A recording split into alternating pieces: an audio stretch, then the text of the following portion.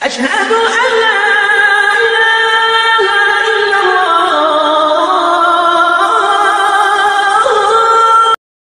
আসসালামু আলাইকুম। ওয়ালাইকুম সালাম। হ্যাঁ স্যার, শোনা যাচ্ছে এবার? ওয়ালাইকুম আসসালাম ওয়া রাহমাতুল্লাহ। হ্যাঁ বলছিলাম বলেন।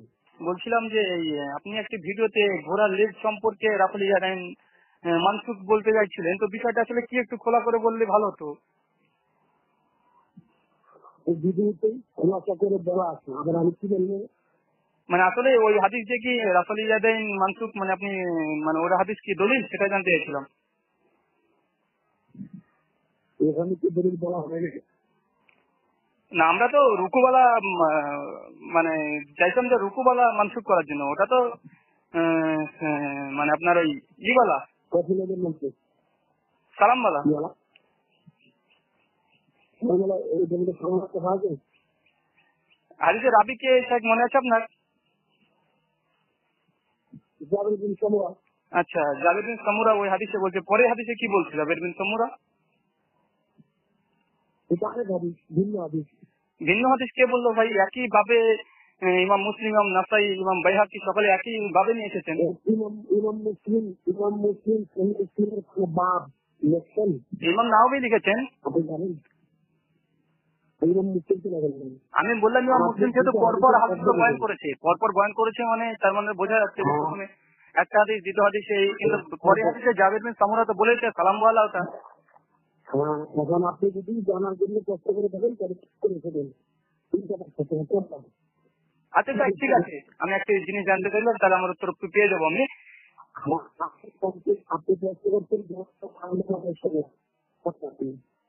না না, আমি যেটা বলছিলাম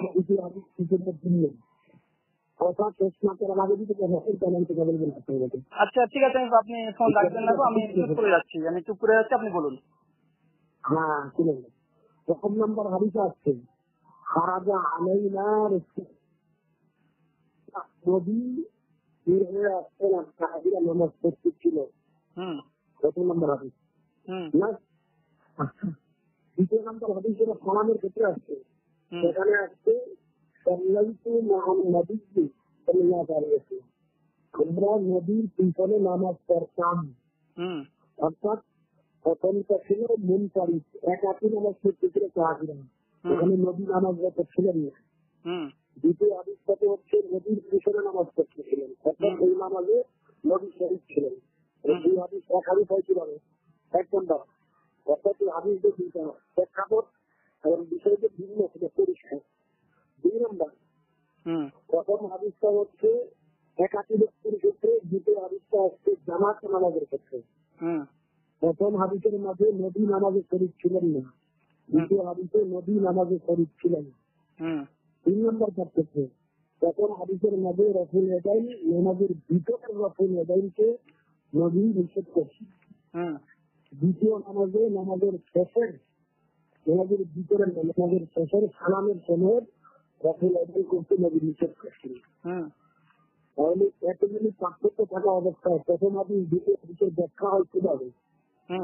একটা তো নবী ছিলেন না, আর একটা হচ্ছে মানে নবীর পিছনে নামাজ পড়ছে, কিভাবে হয়?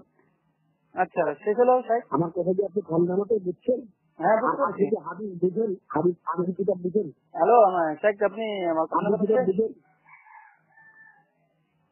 আমার কথা শেষ হয়নি। আপনি কি আরবি কিতাব বুঝেন? আরবি না, আমি ইসলামিক ফাউন্ডেশন বুঝি। এটাই ভালো, কিন্তু আপনি কিভাবে বুঝবেন? আমার সাথে আমার তর্ক করতে আসছি। না না, কথা বললাম স্যার, তর্ক করছি এটা ভিন্ন, এখন কোনদিন কথা বললাম না আপনার সঙ্গে। আপনার সঙ্গে এখনো কথা আমি শুরু করিনি, আপনি তর্ক কিভাবে বুঝলেন? নজরুল রায় একটা কিতাব আছে, নাম শুনছেন? হ্যাঁ, হাতে জাইলাই হানাফি। হ্যাঁ, ওই কিতাবের প্রথম নম্বর খন্ডে 118 নম্বর পৃষ্ঠায় 118 নম্বর পৃষ্ঠায় লিখে এই হাদিস যে দুইটা ভিন্ন, এর 4টা কারণ সেখানে লিখছেন। এই কারণগুলি সেখানে পরিষ্কার। এই হাদিস যেটা ভিন্ন হাদিস, যারা আচ্ছা আচ্ছা, বুঝতে পারলাম, এবার আমি বুঝতে পারলাম। তার মানে বেতের সালাতের মধ্যে যে আপনারা নামাজের ভেতরে রাফেল ইয়াদাইন করেন 2 রাকাত পরে, তার মানে ওটা মানসুখ। আলহামদুলিল্লাহ, আপনার কথাটা প্রমাণিত হয়ে গেল। না না, এটা আপনার জাহেলি কথা, এই জন্য আচ্ছা শেখ, আমি আপনাকে বলি, আমি আমাকে একটু বলার সুযোগ দেন এবার। আমি চুপ ছিলাম তো।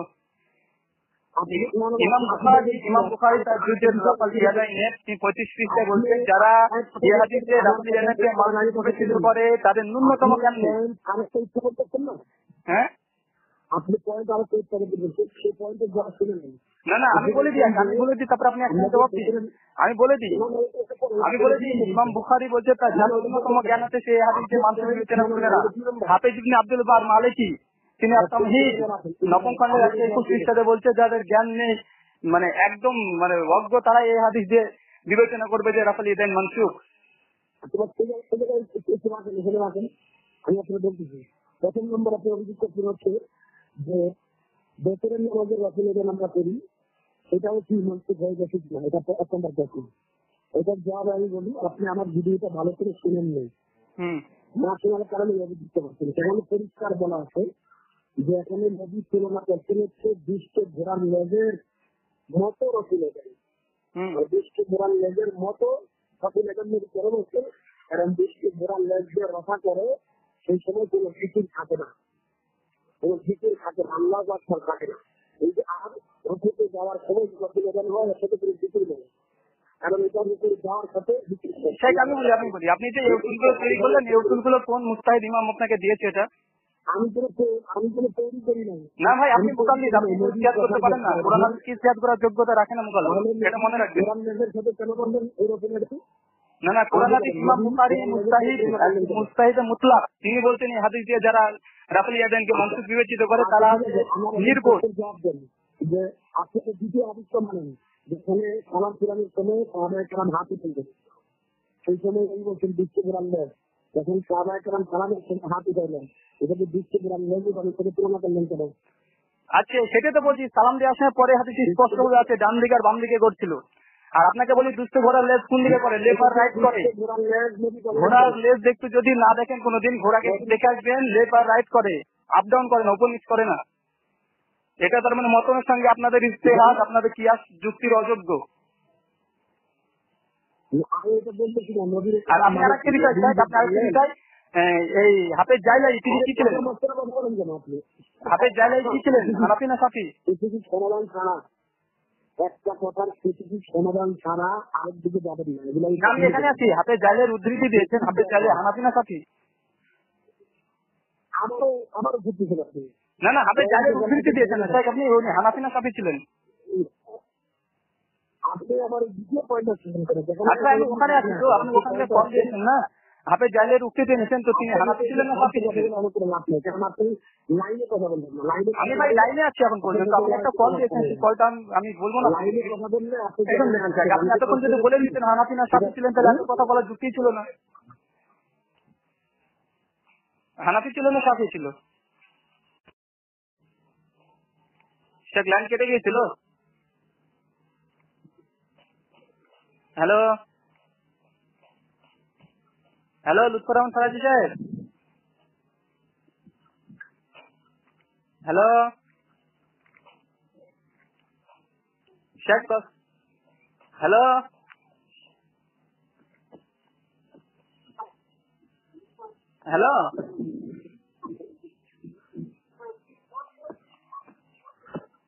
কথা বলছেন না কেন শেখ? যাই হোক, আপনি কথা বলছেন না বলেন সেটা আপনি শুনতে পাচ্ছেন না তোমার কথা।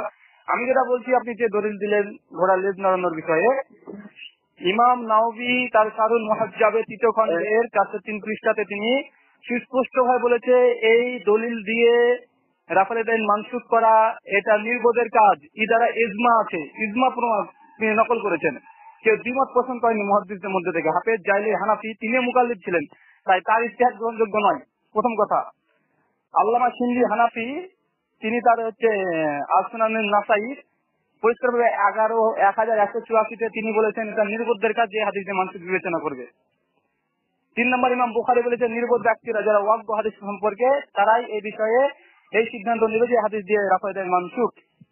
ইমাম হাফেজ ইবনে আব্দুল বার মালিকি, তিনি একই কথা বলেছেন যে যারা নির্বোধ তারাই হাদিস দ্বারা রাফা ইয়াদাইনকে মানসুখ বিবেচনা করবে।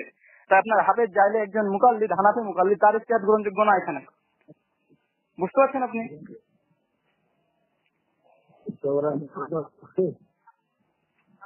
তো আপনি হাতে জায়গার কথা দিচ্ছেন, আপনাকে আমি 4 জন ইমামের কথা দিলাম, মুস্তাহিদ ইমাম, আর আপনি একজন মুকাল্লিদের কল দিচ্ছেন।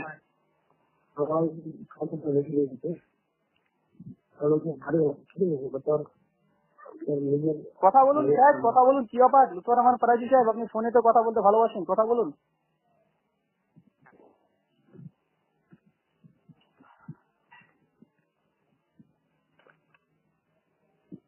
লুৎফর রহমান সাহেব, কথা বলুন।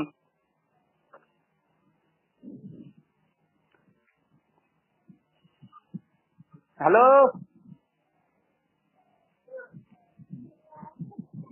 কি ব্যাপার ভাই? আপনি লোককে ফোন করে এত আপনি মুনাজারা করবেন করেন ফোনে, আমার মাদানি, আব্দুর রাজ্জাক, আপনি এখানে সেই লাজবাব হয়ে গেলেন।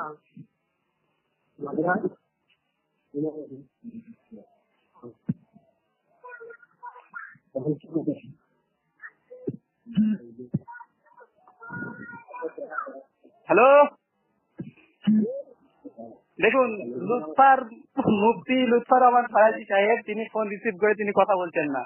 আউযুবিল্লাহ, ইন্ডিয়া থেকে ফোন করছি, আমার কল পয়সা কাটছে।